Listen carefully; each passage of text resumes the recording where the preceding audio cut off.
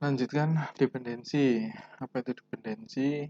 Jadi kalau di dalam normalisasi itu kita perlu tahu apakah atribut antara atribut itu memiliki dependensi atau ketergantungan gitu.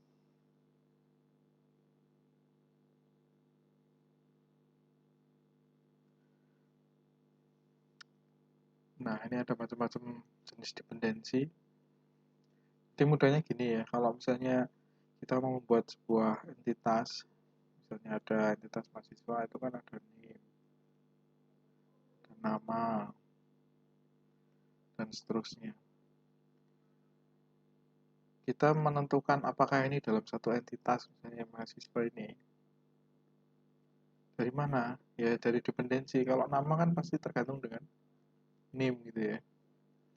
Nanti ada email, ada alamat, dan seterusnya itu tergantung dari nama atau tergantung dari NIM juga. Jadi itulah yang disebut dengan dependensi. Kita harus tahu ini apakah ada dependensi atau tidak untuk menentukan apakah atribut itu masuk dalam satu entitas atau tabel. Kita bahas satu-satu apa itu dependensi fungsional ya. Fungsional yaitu hubungan kekangan antara dua atribut atau dua himpunan atribut. Jadi misalnya ada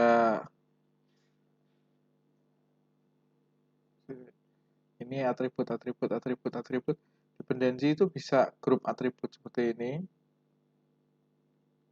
atau bisa cuma satu, misalnya ini tergantung ini terkait dengan ini atau ini terkait dengan ini atau dua ke satu, misalnya AB ini terkait E ini tergantung dari A dan B gitu, atau ya itu ya. Jadi satu-satu A, C tergantung dengan A, D tergantung dengan A, B tergantung dengan A, atau grup AB itu grup CD tergantung dengan grup AB, atau E misalnya ini E tergantung dengan grup AB. Jadi nggak ada batasannya ya, bisa dua atribut atau dua himpunan atau lebih. Kalau di sini X, Y gini artinya Y ini tergantung dengan X gitu ya. Simbolnya seperti ini. X panah Y. Misalnya ini ya, contoh yang tabel yang awal ada kode barang seperti ini. Kode barang, kode pemasok. Yang namanya nama barang pasti akan tergantung dengan kode barang gitu ya. Namanya harga jual tergantung dengan kode barang. Kode pemasok tergantung dengan kode barang. Nama pemasok juga tergantung dari kode barang. Nah, nama pemasok ini tergantung oleh dua item ini ya. Jadi tergantung dengan kode barang juga tergantung dengan kode pemasok. Tapi ini bisa aja kode barang gini, kode pemasok. Jadi kode pemasok ini tergantung dengan kode barang. Terus ada kode pemasok kota tergantung dengan kode pemasok. Jadi ini bisa dituliskan ya, kode barang. Dan ini grup yang himpunan atribut yang tergantung dengan kode barang. Dan ini juga ya, kode pemasok.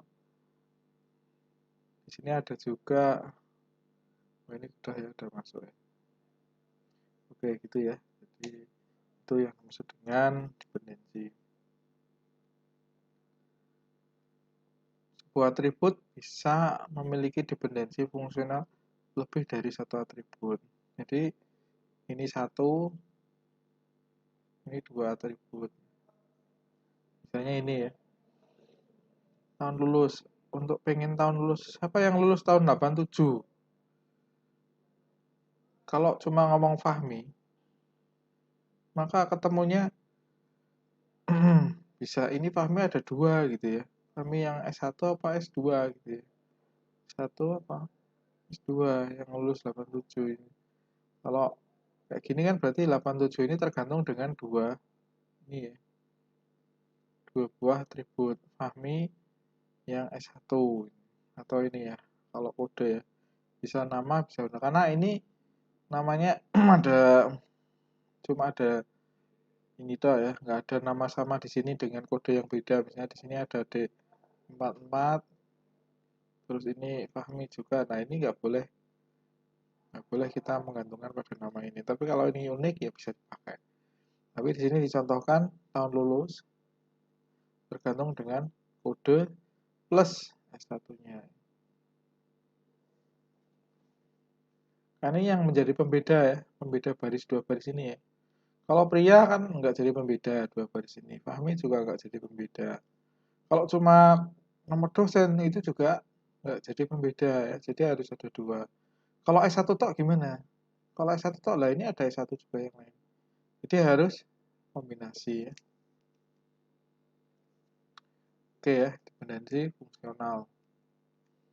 Nah, ini cuma cara menyajikan dalam simbolnya. Kalau kita lihat di sini berarti nama dosen tergantung dengan dosen. Jenis kelamin tergantung dengan nomor dosen. Pendidikan tergantung dengan nomor dosen. Tapi ini harusnya ada panah juga sini.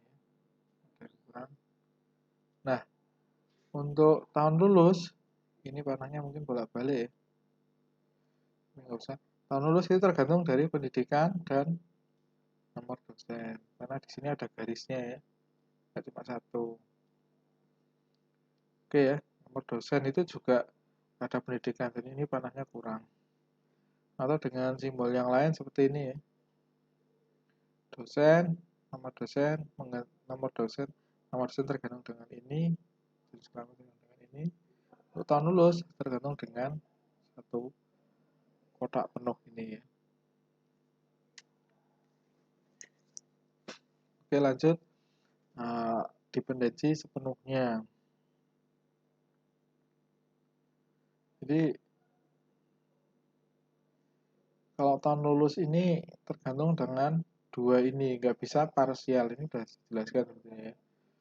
Kalau dia parsial cuma ini aja, maka dia bukan dependensi sepenuhnya. Tapi kalau dia tergantung dengan dua-duanya, maka dia dependensi sepenuhnya.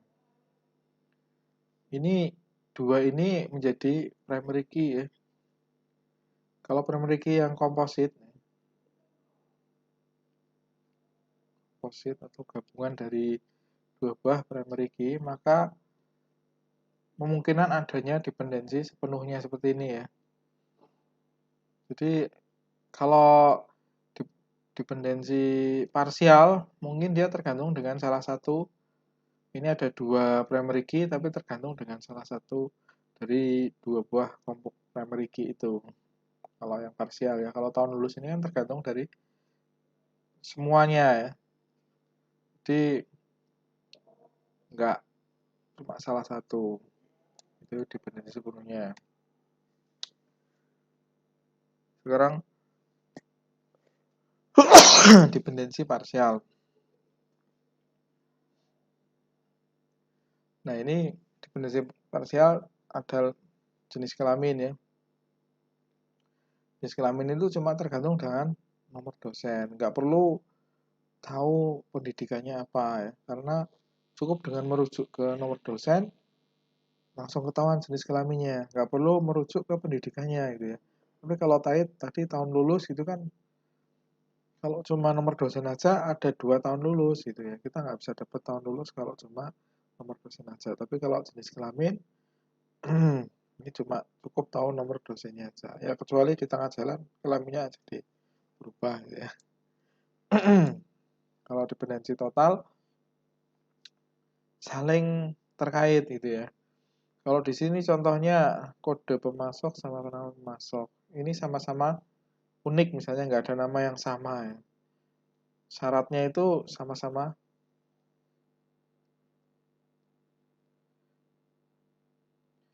sama-sama unik.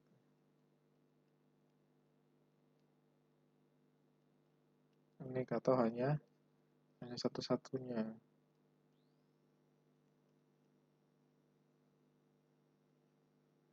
Dan itu sangat jarang ya, nama yang sama yang benar-benar unik di seluruh Indonesia mungkin jarang ya, pasti ada yang sama gitu, apalagi namanya Agus atau Anto atau Bambang gitu ya, mungkin akan banyak nama yang sama, dan bahkan dua nama depan nama belakang yang sama aja banyak sekali. Jadi ini bisa tergantung, saling bergantung gini ya, saling timbal balik gini kalau sama-sama unik. Nah, contoh yang lain misalnya ya,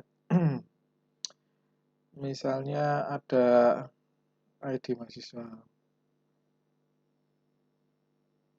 Abel ini ya, entitas ya, terus ada NIM, terus ada nama. Nah, ini baru namanya dependensi total ya, saling, kalau kita tahu NIM-nya maka akan tahu ID-nya, karena cuma satu aja ID yang merujuk ke NIM ini. Dan sebaliknya ya, kalau kita tahu ID-nya ya, misalnya ID itu biasanya cuma ada di dalam database, nggak kelihatan di sistem informasi gitu ya. Apakah kamu tahu ID-mu, itu nggak tahu ya. Yang kamu tahu pasti biasanya cuma NIM yang ditampilkan. Padahal itu sebetulnya ada nomor 1 misalnya, 02, 03. Nah, yang di sini K13, 2016 dan seterusnya. Ini unik, dan ini juga unik ya. Tapi yang jadi primary key biasanya yang ini ya. Jadi bukan ini. Tapi dua-duanya saling tergantung, jadi saling unik gitu ya. Jadi makanya disebut dependensi total. Oke, lanjut. Ada dependensi transitif.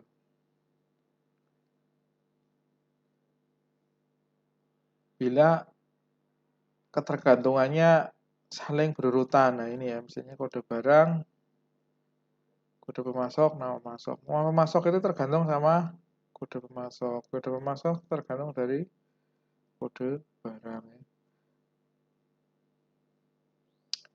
Ini juga sebetulnya transitif dan total gitu ya. Misalnya gini, kode barang, kode pemasok itu sama-sama unik ya. Kode barang, kode pemasok, ini hubungan ini juga masuk kategori dependensi total. Kode pemasok cuma ada satu kode barang. Maaf ya, ini saya revisi. Yang kode pemasok ini mungkin bisa banyak ya. Jadi kode barang yang memiliki banyak kode pemasok ya, karena ini hubungannya one to many ya. Jadi satu barang pasti memiliki, masih ingat ya, one to many. Jangan sampai baru kemarin udah lupa, ini untuk seumur hidup ya.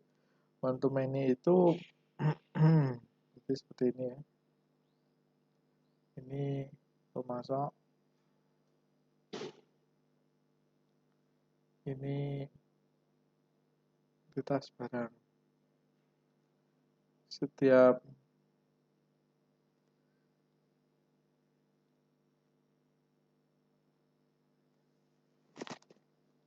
oh, ini kebalik ya. Sorry, ini harusnya gini ya. Nah, ini dihilangin. Ini barang, ini pemasok.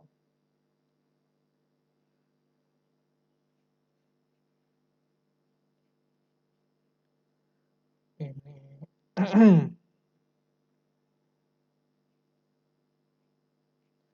kan bacanya gini ya. Setiap barang dipasok oleh satu dan hanya satu pemasok. Pemasok bisa mengirimkan satu atau banyak barang gitu ya. Yang namanya produsen kan bikin barangnya biasanya nggak cuma satu, ada banyak ya. Tapi kalau satu jenis barang, satu merek itu pasti cuma satu pemasok gitu ya. Kayak misalnya Indomie atau sabun Lifebuoy misalnya, itu pasti pabriknya satu ya. Tapi satu pabrik Lifebuoy itu membuat banyak jenis sabun misalnya. Tapi pabrik dan satu Lifebuoy itu nggak mungkin dibikin oleh banyak pabrik yang beda merek itu kan, nggak mungkin itu ya. Oke, itu dependensi transitif. Misalnya seperti ini ya, contoh yang lain. Mata kuliah, misalnya ini ini yang tergantung itu tempat tempat tergantung dengan kode ruang ya. Ini harusnya kode ini. Kalau ruangan tok jadi double, ruangan ya tempat kan ya. Kode ruangan, tempat sama tempat tergantung dengan kode ruangan tergantung dari mata kuliahnya. Ini sebetulnya juga nggak terlalu tepat kalau misalnya ruangan itu dipakai oleh banyak mata kuliah ya. Kalau di sini ada banyak mata kuliahnya. Ini idealnya itu idealnya harus dipisah